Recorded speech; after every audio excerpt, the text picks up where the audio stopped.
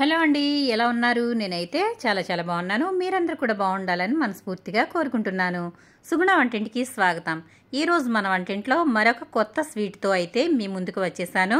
అదేంటా అనుకుంటున్నారా? బ్రెడ్తో షాహీ కోవా అండి. మరి ఇది ఏ విధంగా తయారు చేసుకోవాలో చూద్దాము. ఈ స్వీట్ అనేది చాలా టేస్టీగా ఉంటుంది, అలాగే పిల్లలు కూడా చాలా ఇష్టపడతారండి. మరి ఈ వెరైటీ స్వీట్ని బ్రెడ్తో ఈజీగా తయారు చేసుకోవచ్చు. మరి ఇది ఎలా చేసుకోవాలో చూసేద్దామా? Welcome back to my channel.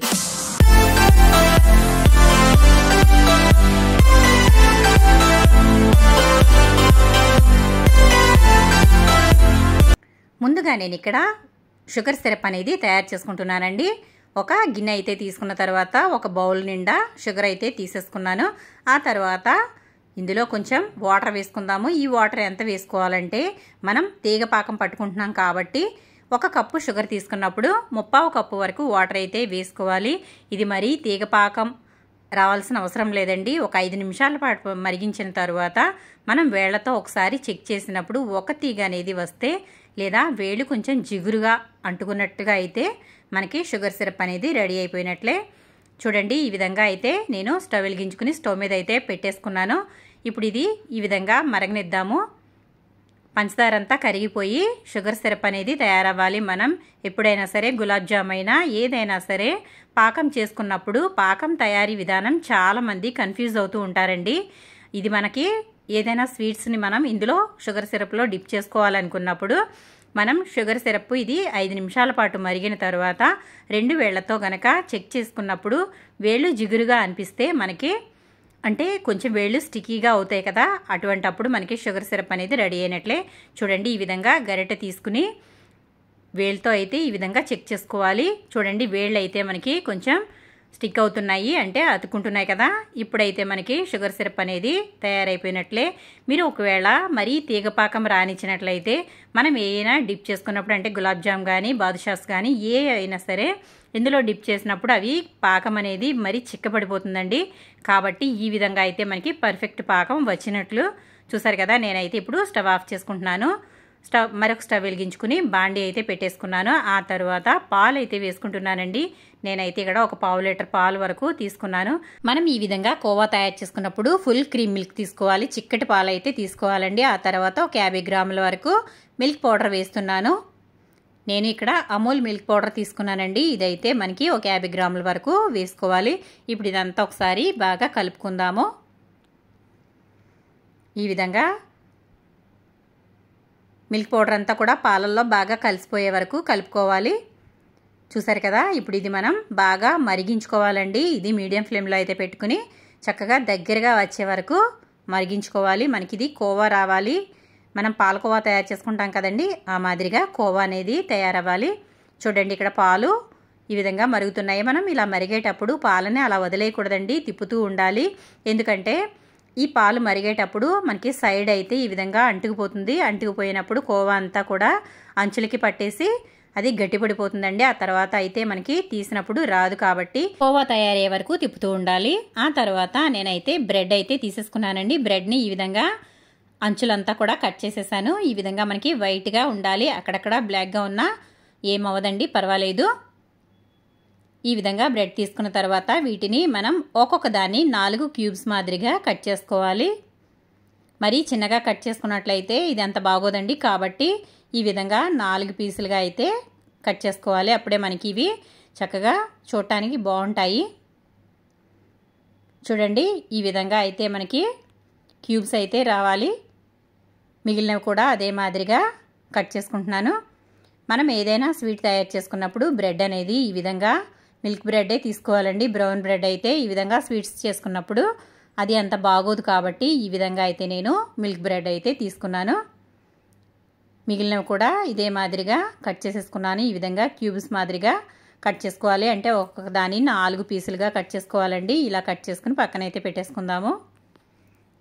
మళ్ళీ ఇప్పుడు పాలు అయితే చూద్దామండి. చూడండి ఒకసారి, మనకి బాగా దగ్గరగా వచ్చేసింది కదా.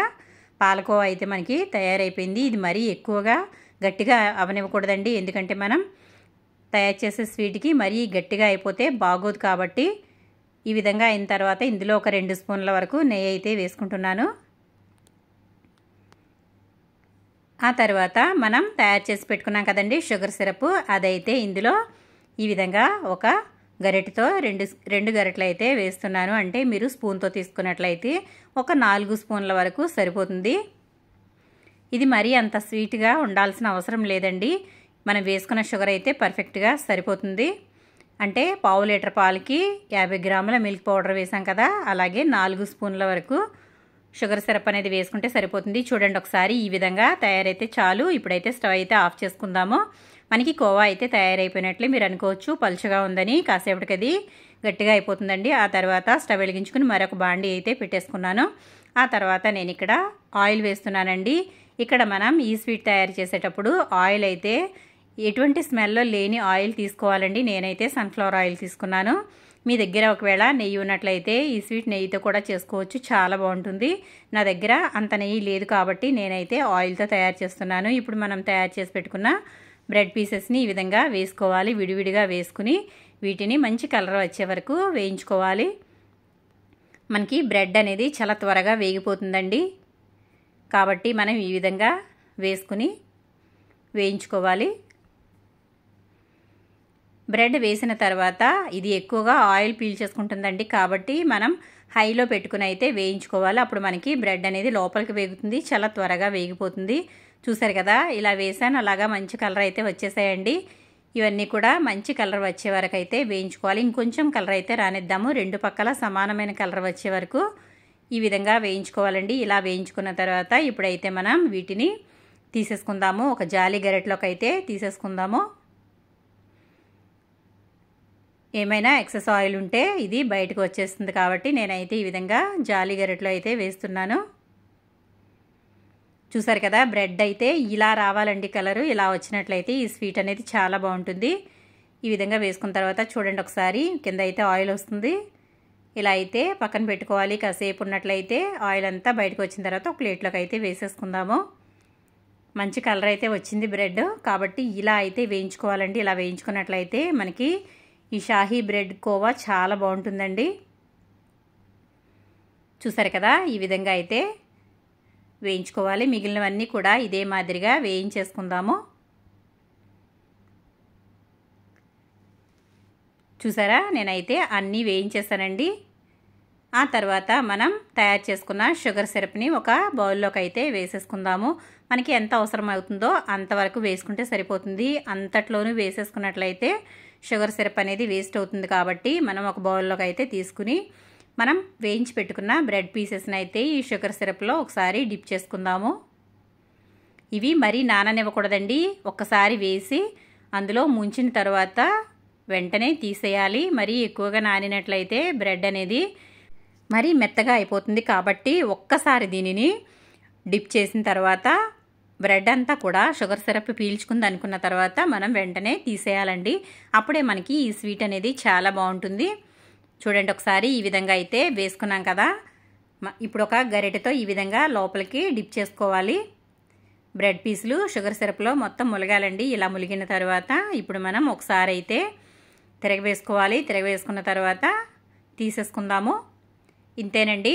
ఈ విధంగా షుగర్ సిరప్ అనేది పీల్చుకుంటే సరిపోతుంది. మనకి బ్రెడ్ షుగర్ సిరప్ అనేది చాలా త్వరగా పీల్చుకుంటుంది, కాబట్టి ఇలా ఒకసారి ముంచి తీసేస్తే మనకి కరెక్ట్గా స్వీట్ అనేది ఉంటుంది. మరీ ఎక్కువ స్వీట్ ఉన్నా కూడా ఇది తినలేరండి, మొహం కొట్టేస్తుంది. కాబట్టి ఈ విధంగా అయితే మనకి సరిపోతుంది. అంటే వెగటు వచ్చేస్తుందండి అంత స్వీట్ ఉన్నా కూడా. కాబట్టి ఈ విధంగా ఒక్కసారి డిప్ చేసి తీసేసుకోవాలి.